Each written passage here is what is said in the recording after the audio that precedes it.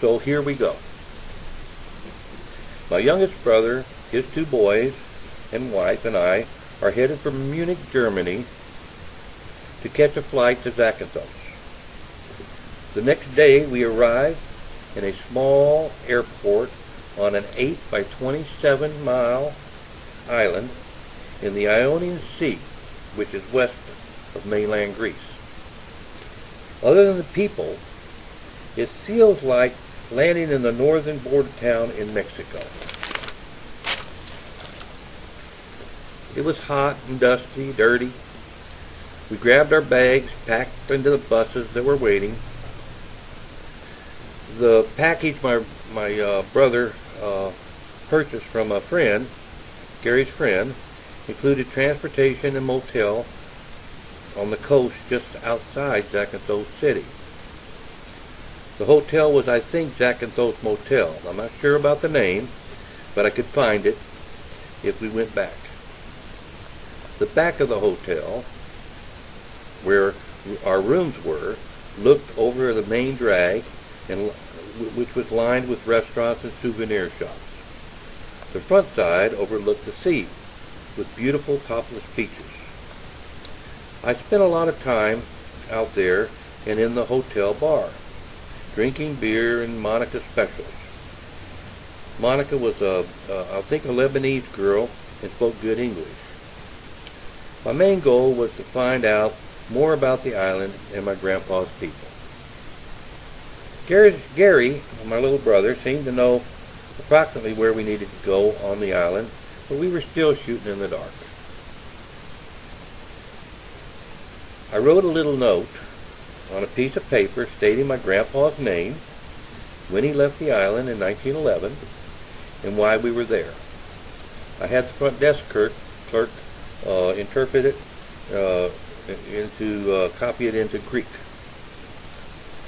So with that, we rented a taxi and headed to the interior of this small island.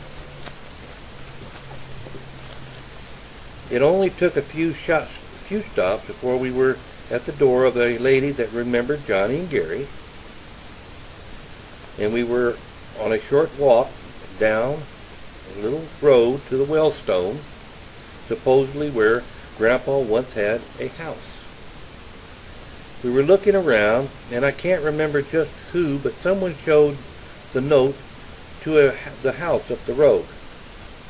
They asked us up to talk, and next thing we knew, I was welled up in tears and meeting distant relatives. Even the one they called the crazy hunter got out his shotgun and had at it, just like my dad said Grandpa used to do on New Year's Eve. We were invited back the next day and had a feast you wouldn't believe. Mary, Tasha, and they had a nephew, Peter, worked for the police department in Athens, come over to interpret. We couldn't talk directly, but, Demetrius, the head of the household, and I made a contact. We couldn't talk directly, but it was like we knew what each other was thinking and what we were feeling. It's a shame he died shortly after our visit. His wife Tasha, I literally fell in love with, everything on the buffet was off their self-sustaining farm. Everything from the pork chops to the wine, the fruit, literally everything.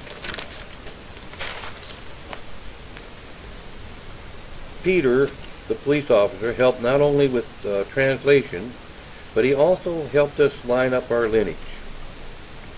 Peter and I have written back and forth several times, and I hope to see him again before too much time goes by. The attached Pharaoh's portion of our family tree is due to his help. A lot of small details I have left out, but I must say, this was one of the most rewarding experiences I've ever had. Just think, we spend day after day, month after month, year after year. We spend decade after decade working, running, going, struggling against the taxes, auto repairs, bills, education, job, careers, and all we really wanted to be self-sustaining. Not to worry, not to have to fight all the time just to survive. And if my grandpa would have actually stayed on the island